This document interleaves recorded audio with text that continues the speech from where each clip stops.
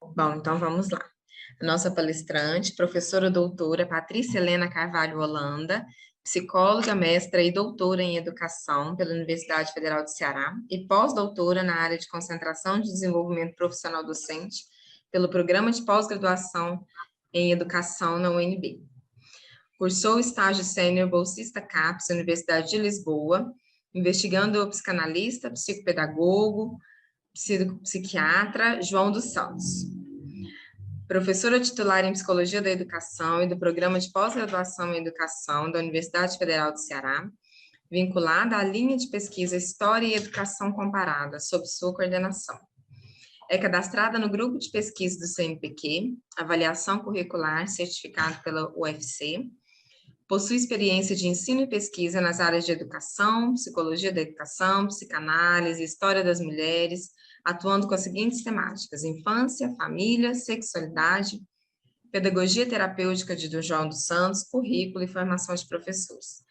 Na linha História e Educação Comparada, vem desenvolvendo uma pesquisa que tem como objetivo investigar os laços familiares e constituição dos sujeitos à luz da teoria de João dos Santos, nos espaços formais de educação em perspectiva comparada Brasil-Portugal. Foi vice-coordenadora da coleção História da Educação, edições Universidade Federal do Ceará, de 2013 a 2020. Orientadora de uma dissertação de mestrado e 6 teses de doutorado no Programa de Pós-Graduação em Educação, na linha História e Educação Comparada. Professora doutora Patrícia conversará conosco hoje sobre educação afetiva, o papel da escola e o papel da família. Professora Patrícia, lhe passo a palavra, sinta-se em casa. Estamos aqui com você. Agradeço imensamente o convite, né? É uma honra estar aqui nesse sábado à tarde, a convite da doutora Fernanda Mizan e da sua equipe, que a sua equipe é incansável, eles providenciam tudo para a gente ficar bem, se sentir bem. E gostaria de, em nome da doutora Paula Santos Lobo e do doutor Luiz Grijó dos Santos, saudar os pesquisadores que estão aqui, os profissionais de saúde mental e de saúde de uma forma geral, os nossos educadores, os nossos professores e os que são apaixonados pela educação e pela infância, né? Porque essa é a nossa profissão, esse é o nosso ofício, esse é o nosso compromisso, né? Nós temos um grande compromisso com a infância, porque a infância é o amanhã. Só existirá amanhã se nós tivermos crianças saudáveis. E isso é uma grande lição que eu aprendi, né? Eu já acreditava nisso, né? Pelos estudos em psicanálise, mas o João dos Santos me mostrou isso com uma grande convicção. Então, eu sempre digo para os meus orientandos e para aonde eu chego, né, que a infância é uma grande prioridade, né? A infância é a sobrevivência da humanidade. Por isso, nós não podemos economizar em educação. Educação é o amanhã. Não existe economia em educação. Eu não quero nem escutar que quando eu estou num canto que dizem que não tem, o governo não tem dinheiro para investir na educação. Né? Começo minha fala colocando isso, porque quando eu falo em educação afetiva, quando a gente fala em papel da escola e papel da família, nós estamos discutindo o nosso futuro como humanidade e o nosso futuro como nação, né? Se a gente fala em termos do Brasil. Por favor, para o próximo, né? Eu tenho o próximo slide.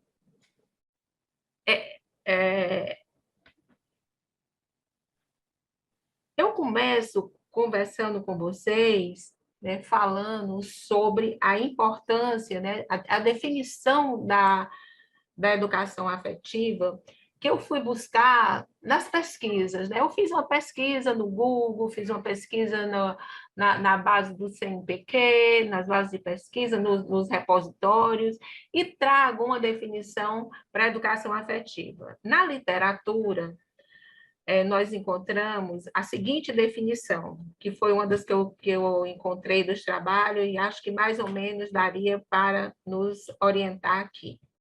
A educação afetiva está correlacionado ao aprendizado sobre como as primeiras emoções e a descoberta das primeiras virtudes e potencialidades na criança de 0 a 6 anos de idade, período de formação da personalidade, vivenciado não só na família, mas no contexto da creche ou pré-escola, na educação infantil, podem influenciar na formação do caráter e da inteligência emocional.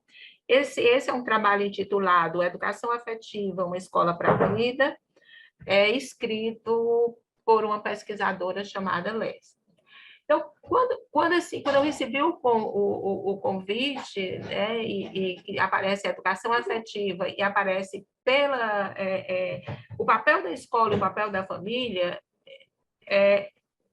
inicialmente eu comecei a pensar em trabalhar pelo papel da família, mas aí depois eu digo, não, eu vou começar pelo contexto e vou pela educação.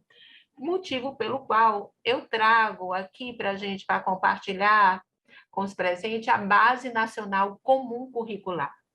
Porque esse é um documento de caráter normativo e ele vai nortear os nossos currículos e a nossa prática pedagógica junto às escolas de educação infantil e da educação básica como um todo. Aqui eu estou, eu fiz uma opção, né? Eu peço perdão se não estou atendendo a outras pessoas, mas eu fiz uma opção pela infância, porque a infância ela é algo que nos habita o tempo inteiro. Nós somos todo o tempo inteiro habitados por essa criança que nós trazemos no interior, e o qual a gente tem que fazer as pazes, e é essa criança também que vai nos ajudar como professor, como psicólogo, a lidar com os nossos pacientes. Então, nós temos que reconhecer essa criança e entender, de vez em quando ela faz birra, que é para a gente também entender, conseguir ter uma empatia com os outros, né? Que nem sempre nós somos tão fáceis, né? Como a gente pensa. Então, é um documento a Base Nacional Comum Curricular, ela é um documento de alcance nacional. E ela vai trazendo, né, diretrizes para nós pensarmos os nossos currículos. É importante que quando você vá pensar um currículo, você pense assim, toda vida a teoria do currículo, quando você pensa de uma forma mais crítica, né? Crítica, o Tomás Tadeu, o Flávio Moreira, que são pesquisadores nacionais de currículo, embora tenha sido do século passado, mas não deixa de nos ajudar, ele vai colocar assim, quando você pensa em educação, você faz a primeira pergunta que você faz, quando eu vou montar um currículo, que sujeito é que eu quero formar, para que sociedade é que eu quero formar? Isso vai definir o modo como eu vou pensar a metodologia, como eu vou escolher o conteúdo e como é que eu vou pensar a estruturação, né? Tanto na escola, quanto com os pais e o nosso principal foco, que é o nosso aluno. Então, eu penso na Base Nacional Comum Curricular, né? Como um guia porque ela apresenta mudança significativa para os nossos sistemas educacionais, que vão impactar nos nossos currículos. Eu fiz uma opção aqui para a gente, como eu já disse, pensar no currículo, motivo pelo qual eu vou apresentar para vocês um quadro para a gente pensar junto. Pode ser o próximo? Pronto. Então, a BNCC, né, que é a Base Nacional Curriculares, que é a sigla, a BNCC, ela assegura 6 direitos básicos de aprendizagem e desenvolvimento. Porque na psicologia existe uma pequena diferença entre aprendizagem e desenvolvimento, né, com a gente que estudou psicologia. Então, quando ele vai assegurar os seguintes direitos, que é conviver, brincar, participar, explorar, expressar, conhecer-se. Então, eles pautaram, né, esses 6 direitos para ser contemplados, para nós pensarmos os nossos currículos e a nossa relação com os nossos alunos, porque nós não podemos pensar que o currículo ele ocorre fora de uma relação, porque senão ele seria morto. Porque o currículo, quando eu penso no currículo, ele tem 4 níveis, o currículo, que é o documento prescritivo, onde eu vou me basear num documento como esse, mas tem a percepção do professor, como é que o professor percebe esse currículo, mas tem a vivência, né? Essa vivência que eu tenho enquanto experiência, que é o aluno, como é que ele vivencia, como é que é o nível experiencial e vivencial. E tem um outro nível que é muito importante, ele não é menos importante, porque é o currículo oculto, onde vai estar nossas ideologias, onde é que vai estar as nossas verdades. E, como estudiosa da psicanálise, eu não poderia dizer que sempre aquilo que não é dito é o que mais me preocupa. Então, nós temos que pensar nesses aspectos.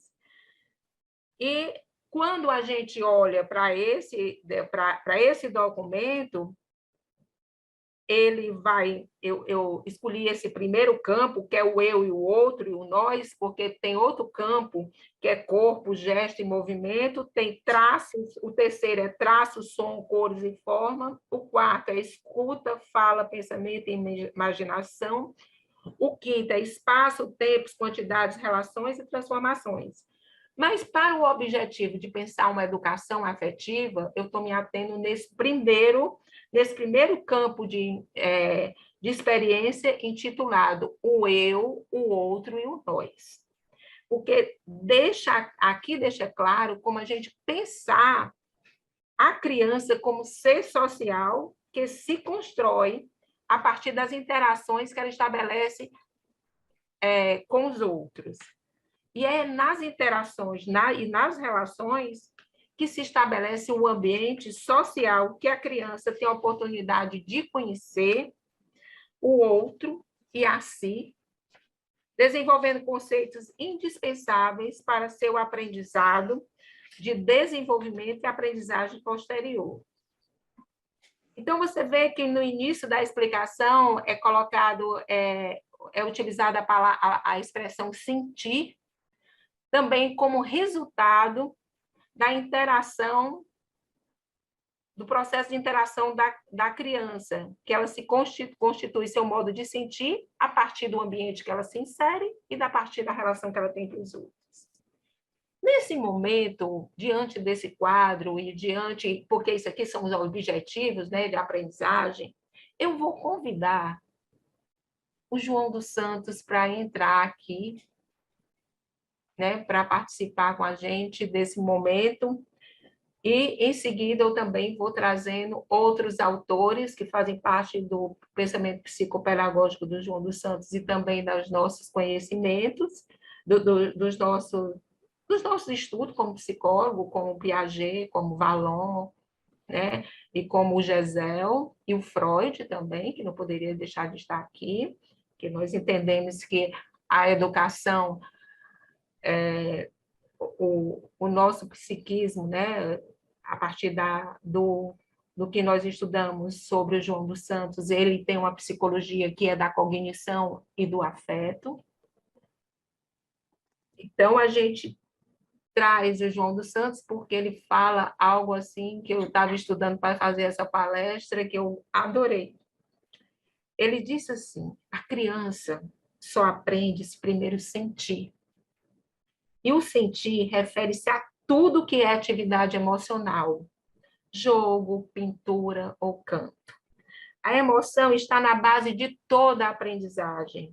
A criança aprende quando seu interesse é suscitado afetivamente ou sentimentalmente pelos problemas. Aprende a falar porque a mãe lhe fala. Aprende a servir do lápis porque vê os adultos servirem-se dele. Pinta porque a cor e a descoberta da cor e a descoberta da forma a coloca em contato com os outros e com o meio, porque essas atividades emocionam.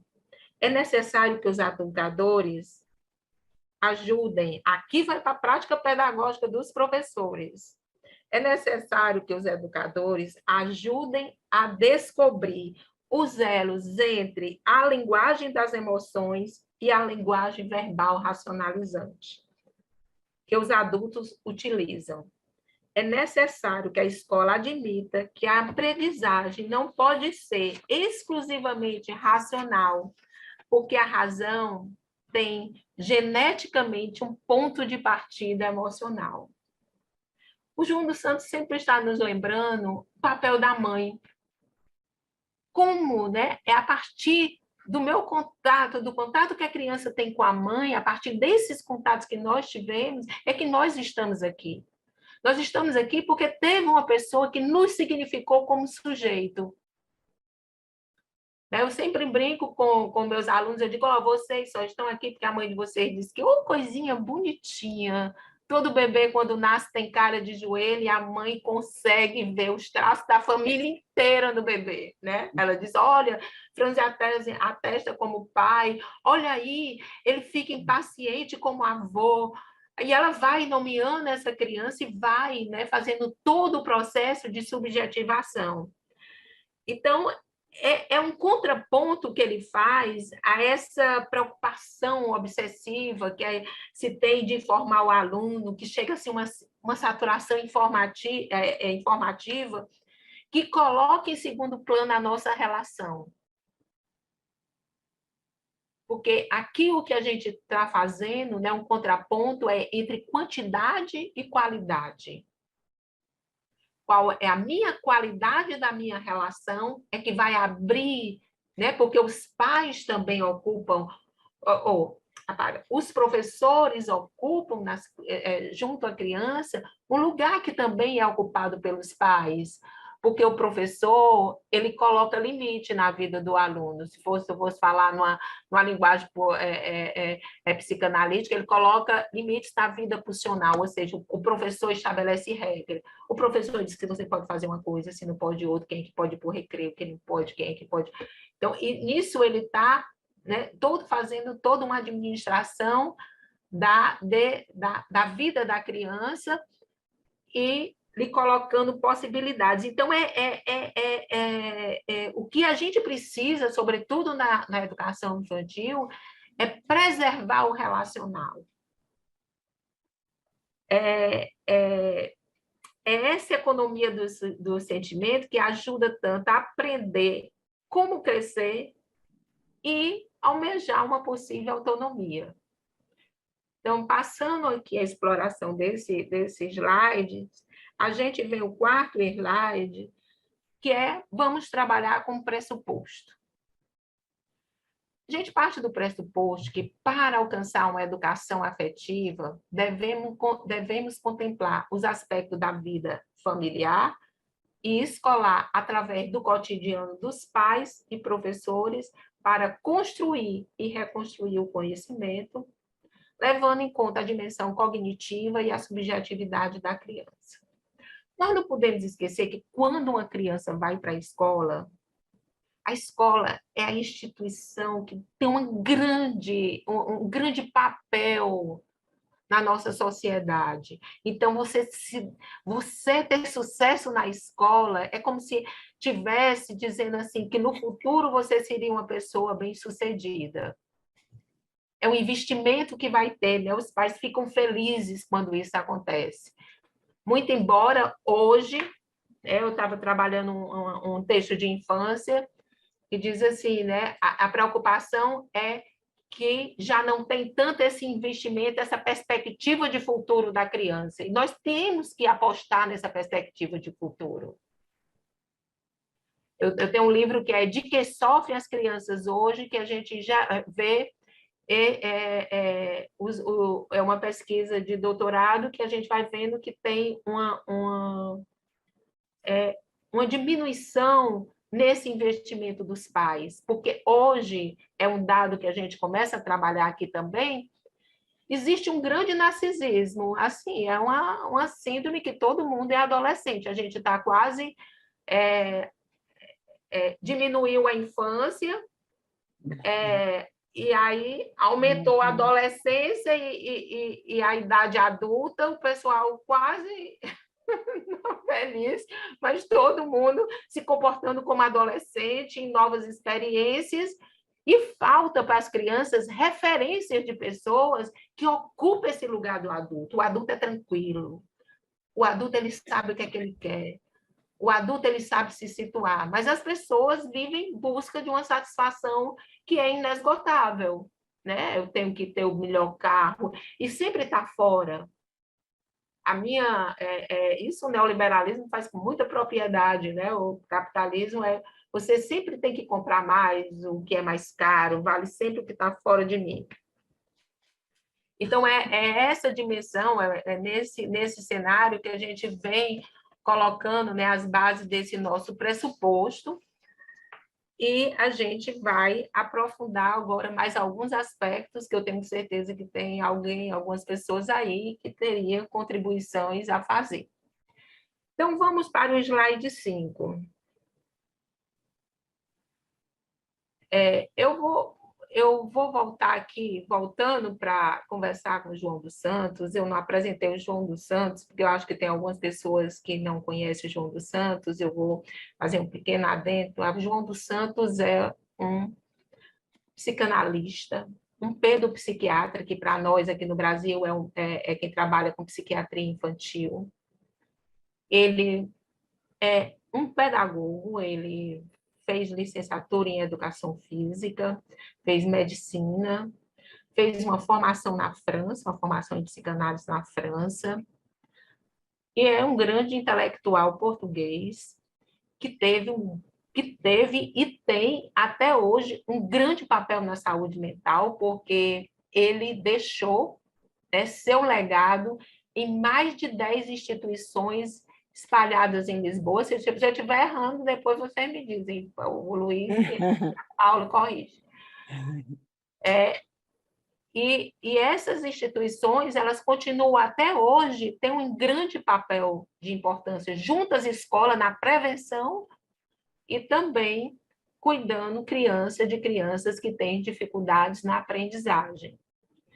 Além disso, ele teve um grande papel como formador, porque ele é um dos introdutores da psicanálise, e ele forma também vários psicanalistas, como supervisor e também criando a instituição destinada à formação dos psicanalistas, que eu acho que é a Associação Portuguesa de Psicanálise, e nós vamos ter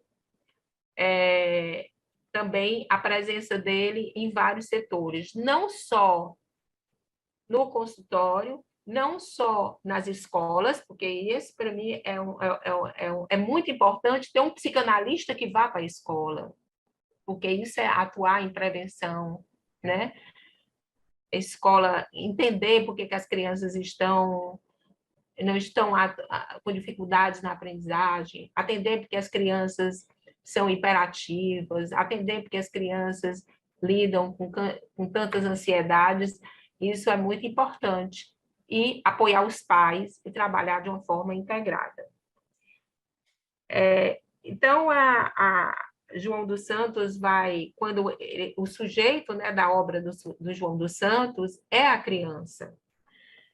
E ele vai nos falar dessa criança, nos colocando alguma coisa que, para nós lidarmos enquanto educadores, e aqui eu estou puxando muito para a questão também dos professores e dos psicólogos, dos profissionais de saúde mental, o pessoal do TO, da terapia ocupacional, que seja fisioterapeutas, que trabalham com crianças em idade escolar e que estão na escola, para chamar a atenção para o seguinte aspecto. As crianças que vivem, ele vai dizer, em bairros miseráveis, né, que nos nossos bairros aqui que a gente tem, nas favelas, nos bairros populares, em famílias com nível cultural abaixo da alfabetização, deveriam ter prioridade de acesso à creche e à educação infantil e ensino público.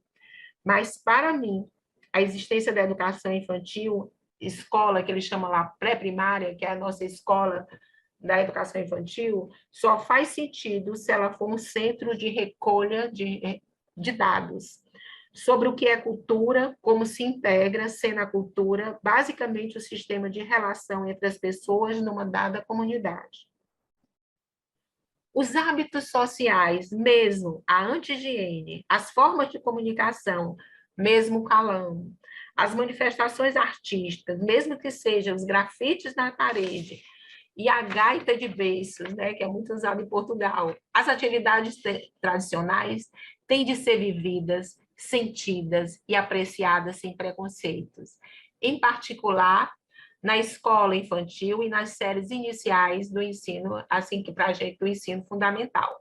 Só quando os educadores e a escola conhecerem o sistema de relação das pessoas do bairro popular ou da favela ou de classe média, souberem como as pessoas comunicam e falam, como as crianças lidam com as proteções e abandonos, veja aqui, proteção e abandono, porque existe, né, um ponto assim, que as crianças de classe muito pobres, elas vivem abandonadas, mas também as crianças que têm pais muito ricos, com muito a fazer, elas também vivem abandonadas. Elas vivem uma grande solidão, entregue na mão de especialistas, ou das babás, né? Elas ficam, pouco tem relação com os pais. Só quando os educadores e a escola conhecerem o sistema de relação das pessoas do bairro ou da favela, ou de classe média, souberem como as pessoas comunicam e falam, como as crianças lidam com as suas proteções ou abandonos, observarem como se compensam como das suas carências e o que fazem das suas gratificações, só então é possível aos educadores saber o que as crianças sabem.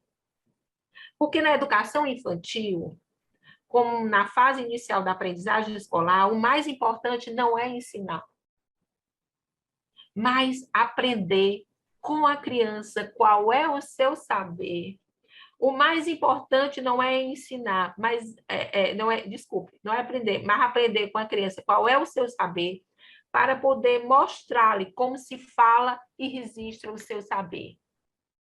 Só assim é possível um educador ou professor fazer coincidir a sua cultura e conhecimento acadêmico com a cultura da criança e a do seu meio social.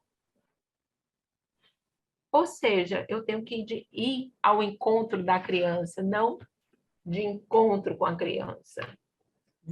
Essa, né, é a grande chave que o João dos Santos, né, da gente conseguir estabelecer uma relação, porque a educação infantil ela é muito mais relacional.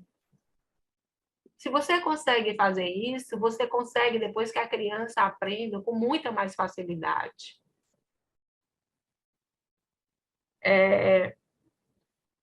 Por favor, o slide 6.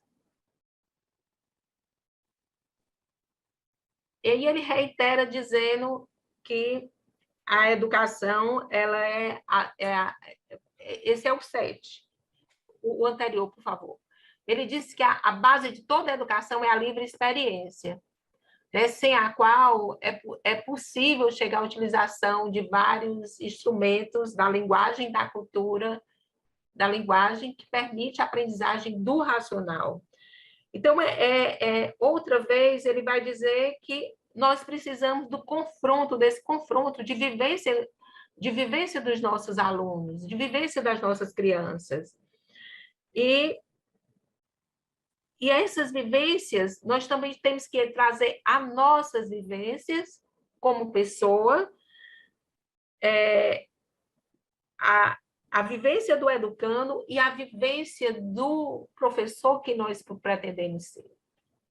Aí sim, aí a gente vai ter, né, um equilíbrio na nossa relação, em busca, né, de desenvolver uma educação afetiva, como considerando tanto essa dimensão racional, né, da cognição e dos afetos. O próximo. Outra questão, né, quando a gente traz aqui as ideias psicopedagógicas e diz assim que ele propõe, né, uma psicologia do afeto, da cognição e da sociabilidade, é justamente colocando que o comportamento humano ele é determinado principalmente por forças inconscientes e das relações dos indivíduos com outros indivíduos. Então, nós temos que entender que na aprendizagem, né, que na aprendizagem da criança, e quando ela está no ambiente infantil e no ambiente familiar, é onde ela vai desenvolver a formação da sua personalidade. Mas essa formação da sua personalidade tem as bases dialéticas. E as bases dialéticas é consciente e inconsciente.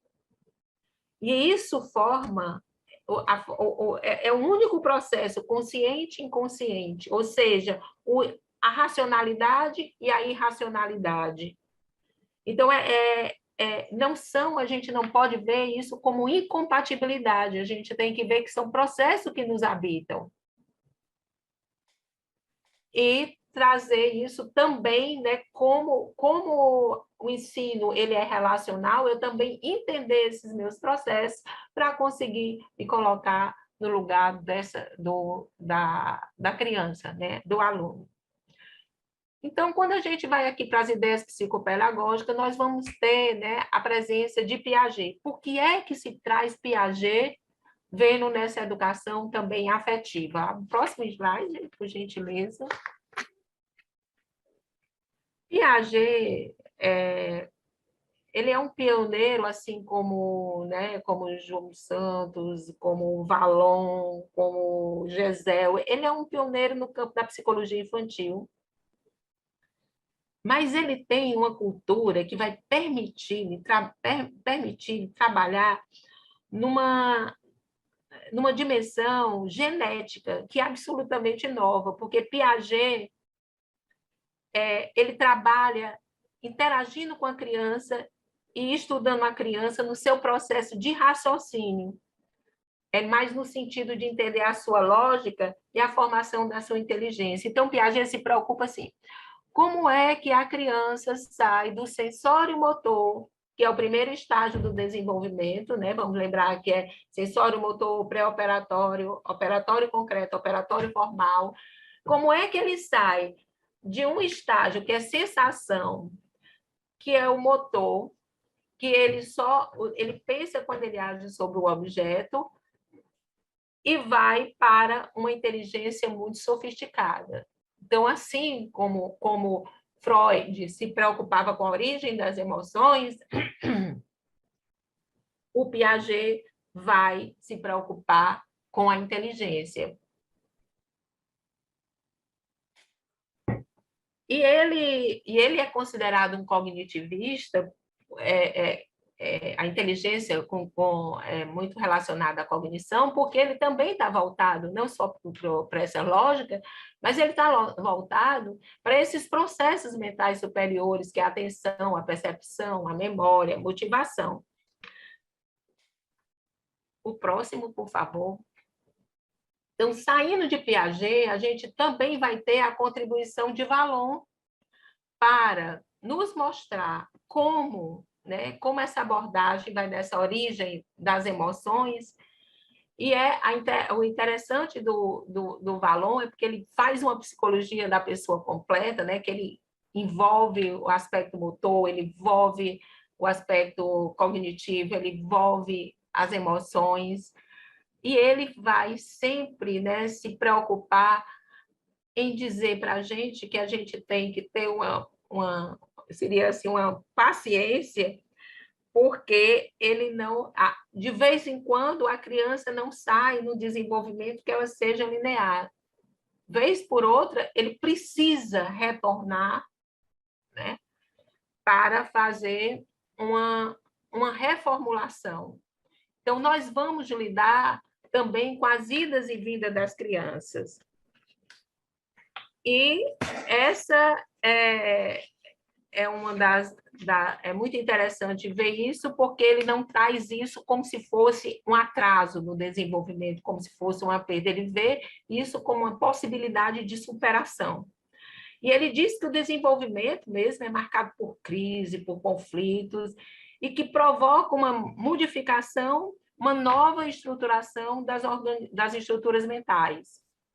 Eu estou frisando isso aqui porque eu vejo a escola muito preocupada com o desempenho, com a nota. Você mede a criança pela nota, né? Os pais... Uma vez eu fui dar uma palestra numa escola, quando eu cheguei, fui adentrando a escola, tinha uma avó sentada com a criança, e uma criança por volta de uns 8 a 9 anos, ela chorava copiosamente porque tirou uma nota que era um 7, que não é uma nota tão ruim assim. Aqui seria mais ou menos uma média, mas essa criança, ela chorava como se não tivesse uma reparação.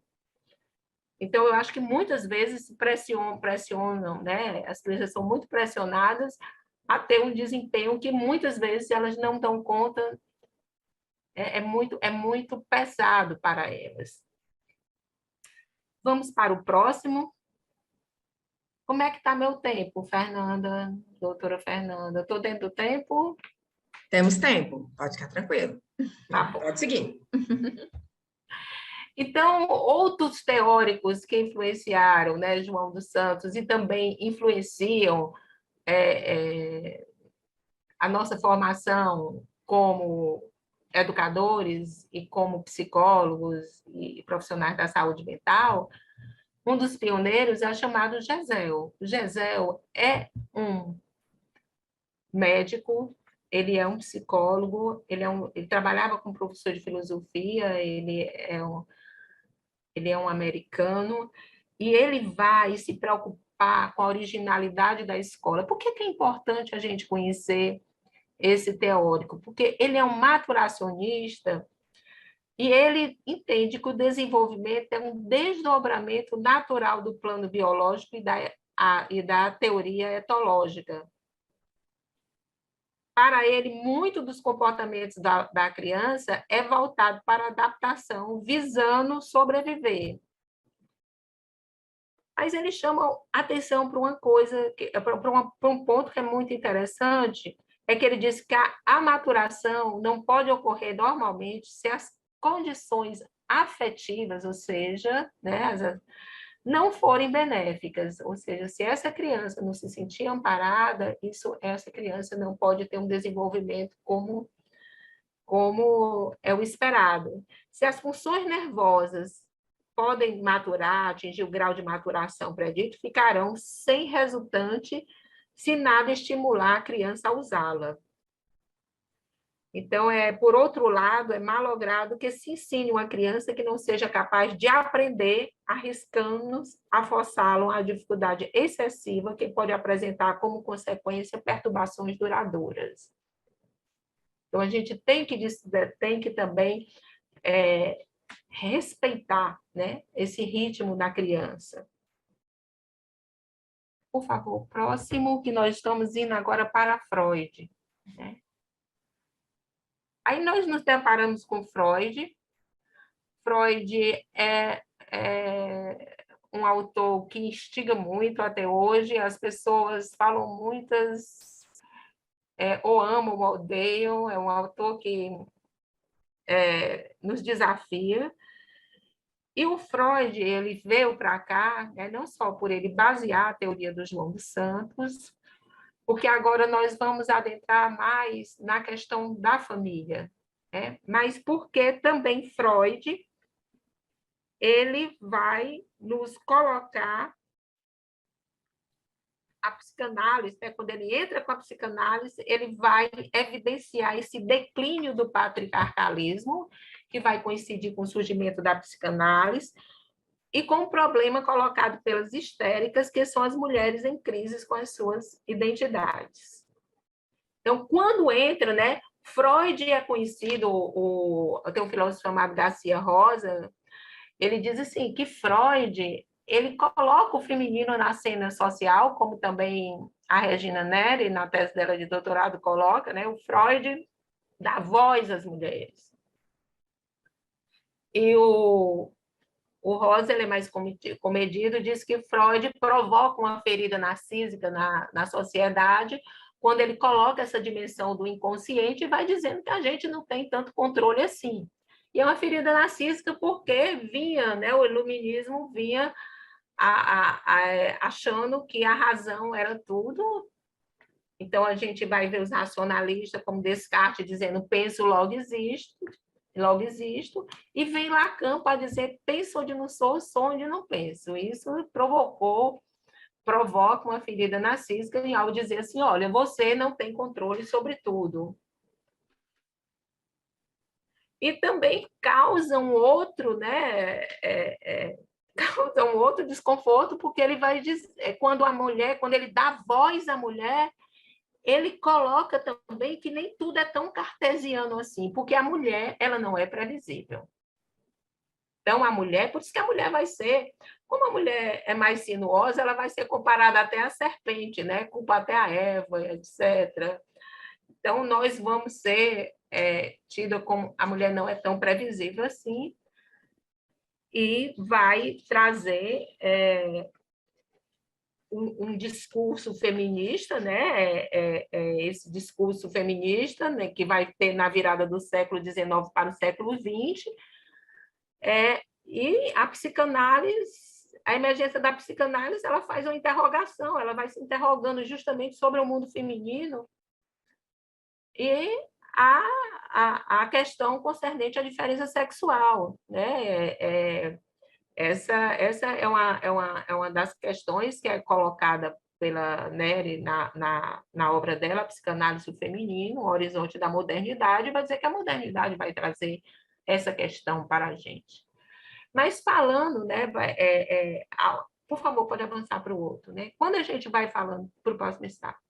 Então, quando a gente está falando isso, a gente também está falando nas famílias, né? Que famílias é que nós teremos que não seja mais a mulher no espaço doméstico, né? Que ela não seja, que ela esteja ali, não seja mais, né, a meiga e recatada do lar, e a mulher diz, eu vou sair desse espaço, eu quero ter também um papel mais ativo nessa sociedade.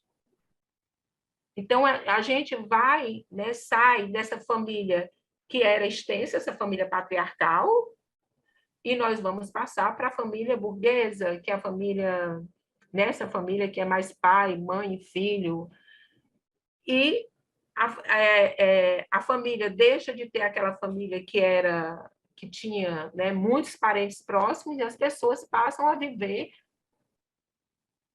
nas grandes cidades, com famílias pequenas, e os casais tendo que dar conta dessa função de pai e mãe, que é muito exigente.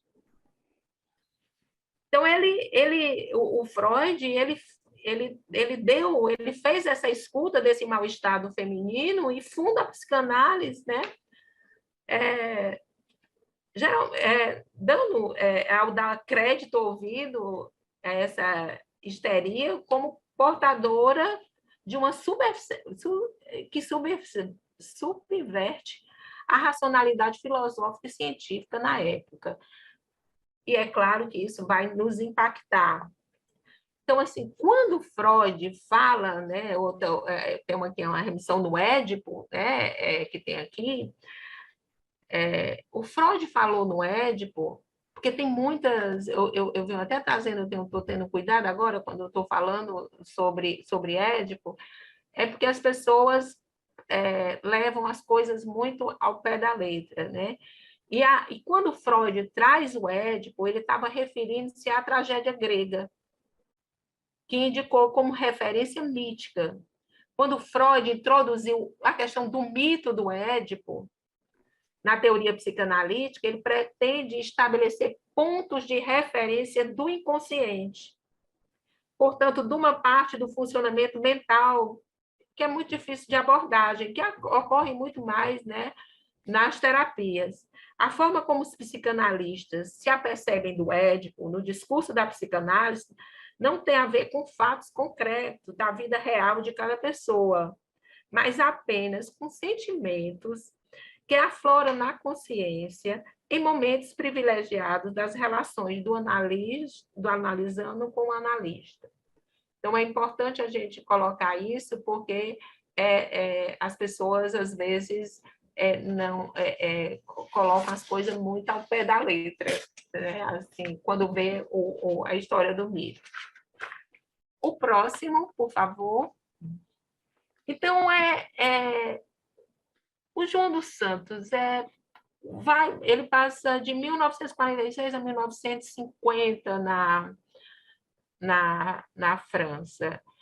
E ele acompanha todas essas discussões, né? Vive um pós-guerra, trabalha em instituições onde vai encontrar crianças abandonadas, crianças que perderam pais, crianças numa situação de trauma, e que necessitam, né? Essas crianças que necessitam de um apoio, e o Estado francês, cria instituições para dar suporte.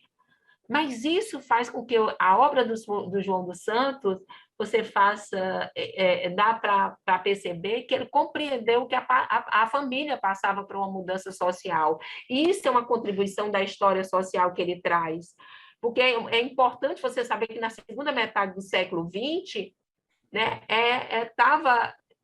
estava se colocando a questão em relação à mulher com a maternidade. Aparecem os anticoncepcionais, né? E a necessidade de pensar a educação da criança como uma tarefa de... Aí ele coloca, olha, é legal que a gente pense a educação da criança como uma tarefa de toda a sociedade.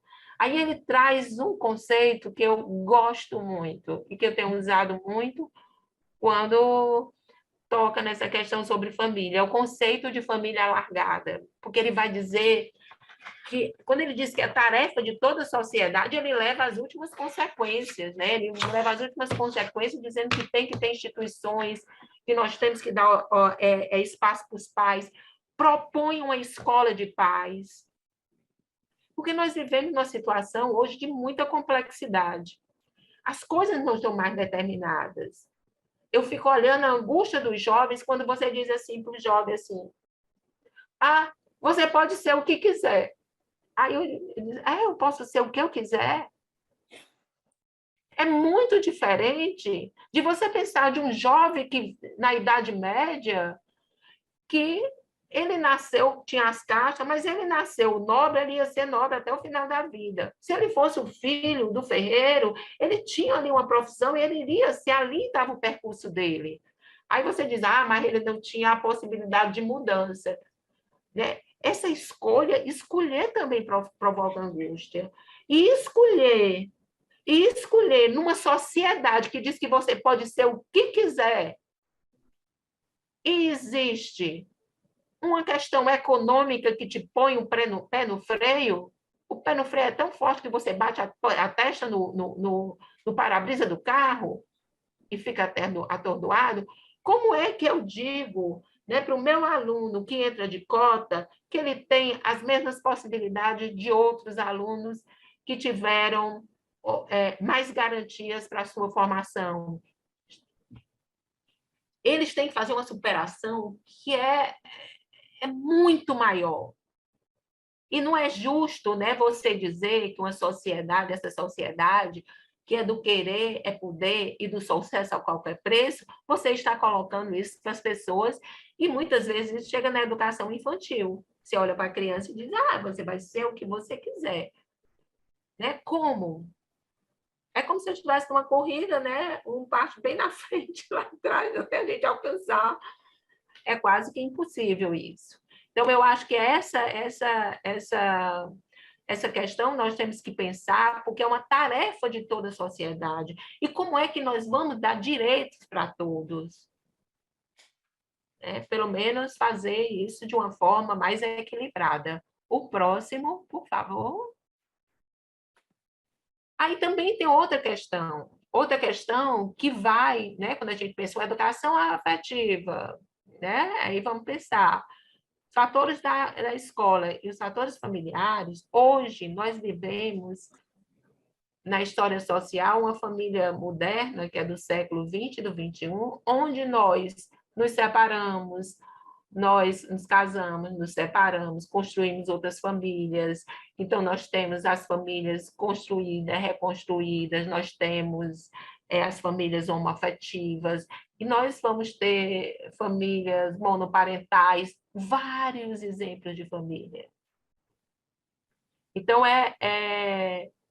esses novos arranjos familiares, a gente vai ter que trabalhar isso no sentido, né, da escola saber lidar com isso aí.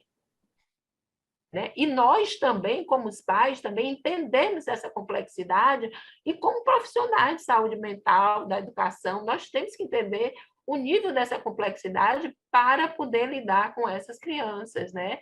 E com nós mesmos. O próximo. Então, assim, eu pensei e estive pensando hoje e gostaria de colocar para os presentes uma problematização, né? A escola de hoje, o que cabe a elas no papel de educadoras? O que cabe o Estado fazer? Como lidam com as famílias desfeitas, as crianças perdidas em suas emoções? Que responsabilidade, né? Aqui está cobrindo um pouquinho meu slide, quem estiver vendo todo, que responsabilidade deve ter a comunicação social diante da mudança de papéis de homens, né, e de mulheres em nossa sociedade? Já foi, já consegui. Então, são essas, né, eu coloco aqui, né, para a gente pensar, eu acho que isso, eu venho refletindo muito sobre isso, sabe, assim, através das pesquisas que a gente realiza, através de acompanhar mesmo as pessoas em sala de aula. Isso tudo nos dá elementos para a gente pensar. E nós não podemos deixar de pensar que a gente tem uma pandemia aí, que ela ainda não foi embora, e que isso provoca muita ansiedade. É como se você tivesse o tempo todo com uma espada na sua cabeça, sem você saber quanto tempo você tem. Quanto tempo de vida você tem, porque existe uma pandemia que nos ronda, né? Tem vacina, não tem vacina? Vacina, não vacina, né? Como é que vai ser? Então, nós temos esses elementos também aqui para ser pensado. Isso aí eu gostaria de colocar para os presentes. E tem um próximo slide.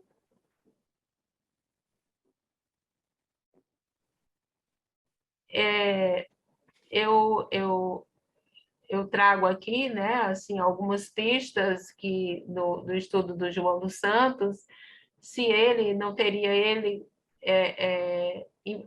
a possibilidade de nos oferecer algumas ferramentas para a gente entender essas crises, né? Porque ele trabalhou com muitas situações difíceis, e eu acho que hoje nós vivemos uma situação de trauma, né? O Birman é um psicanalista que ele fez um livro falando sobre o trauma da pandemia, e ele vai colocando como o nosso psiquismo também reage a esse tipo de situação, né? De insegurança total. Então, como é que a gente vai lidar? Eu acho que a gente também precisa pensar nisso.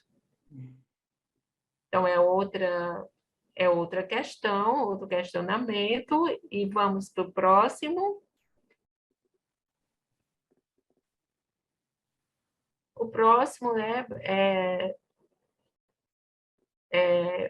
volta à indagação, né, porque João dos Santos insistia tanto em chamar a atenção para o fato de que a educação na infância é tarefa de todos, família, grupos sociais e instituição, né?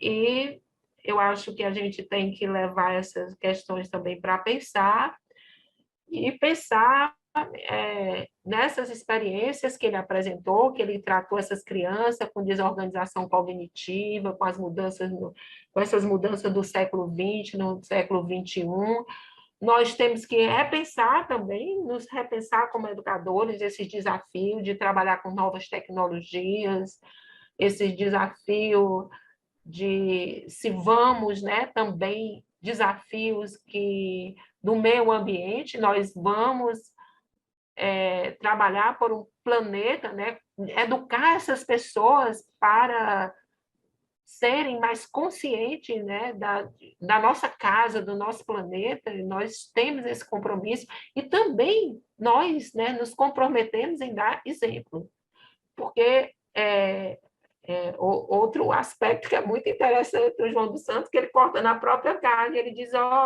não adianta só dizer faz, não, eu também tenho que fazer. Educação se dá por exemplo, não eu dizer faz o que eu digo, mas não faço o que eu faço.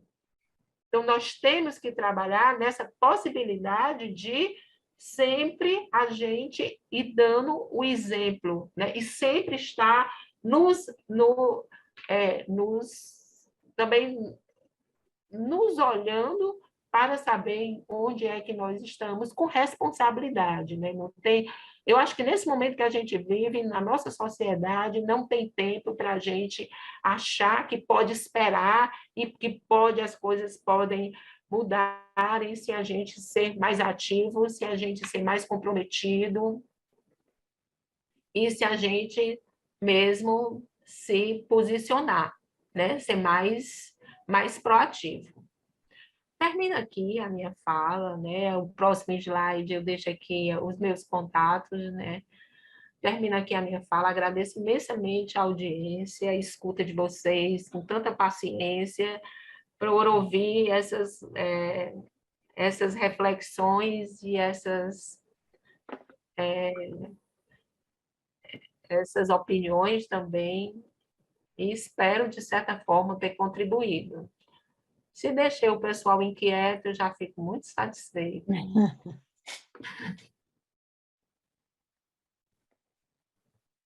Obrigada.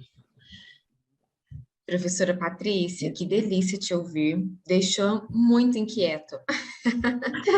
A sua palestra, ela traz provocações, né? Ela traz, assim, você traz uma fala nos convocando para assumir o nosso papel enquanto responsabilidade social, né, nesse mundo. Nós todos, enquanto sociedade, precisamos pensar nessa criança que está sendo educada, cuidada, que está crescendo, né? O que nós esperamos dessa escola?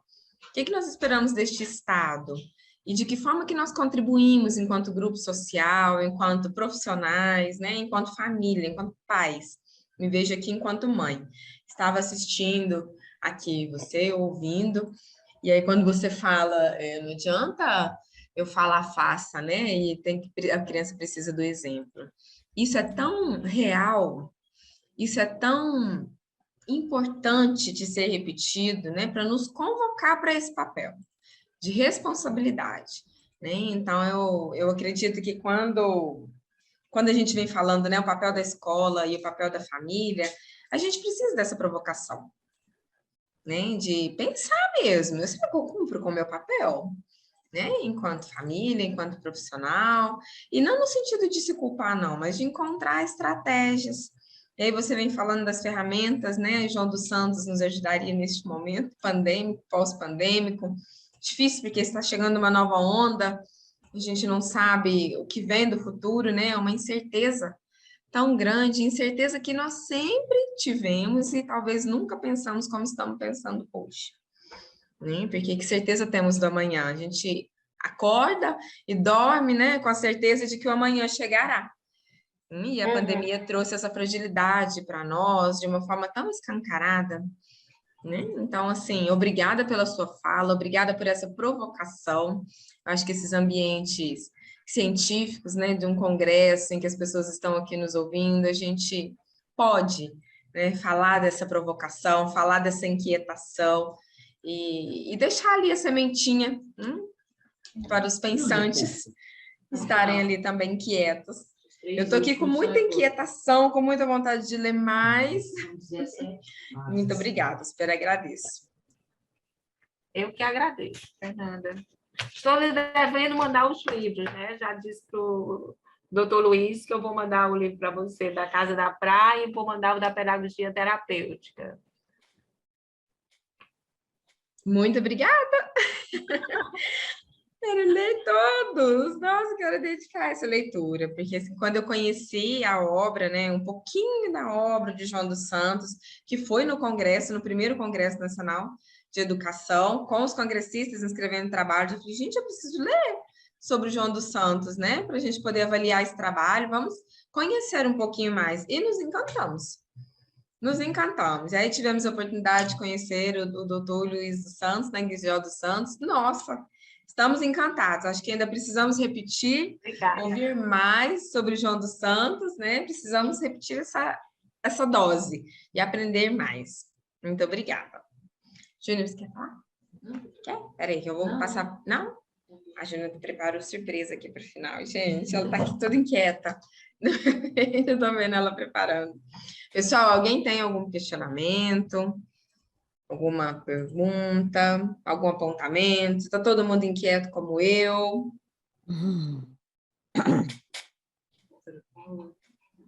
Não? Então tá bom. Então tá bom.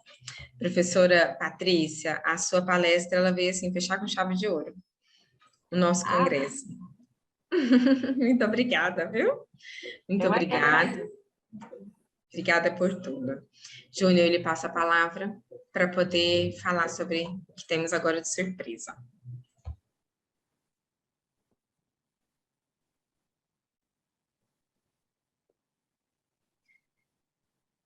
Boa tarde, gente. Professora Patrícia, muito obrigada, viu, pela sua Obrigada participação. por Fiquei muito mexida. Você já começa com um impacto, né? Assim, quando você já entra falando da infância ser o nosso amanhã, a gente já se olhou assim, nossa, ela já chegou puxando a nossa responsabilidade, né? O quanto nós, enquanto profissionais e também, quem sabe, alguns pais, né, aqui presentes, temos essa responsabilidade de educar, né? E o quanto a educação é uma tarefa difícil, né? Uma tarefa difícil nessas duas vias, tanto quando a gente pega a responsabilidade de paternidade, maternidade, quanto também quando ela entra na via da profissão, né? Quando a gente entra também no papel de educador dentro da área profissional. Então, sua palestra ela é muito rica, a gente se olhou aqui várias vezes, ficava anotando, fazendo nossas reflexões aqui, então só agradecer mesmo pela sua presença, a presença do professor Luiz Grigio, que mais uma vez está presente conosco, professora Paula, também já tivemos oportunidade, então agradecer vocês mais uma vez pela presença, tá bom? Muito obrigada, Júnior, pelas palavras, viu?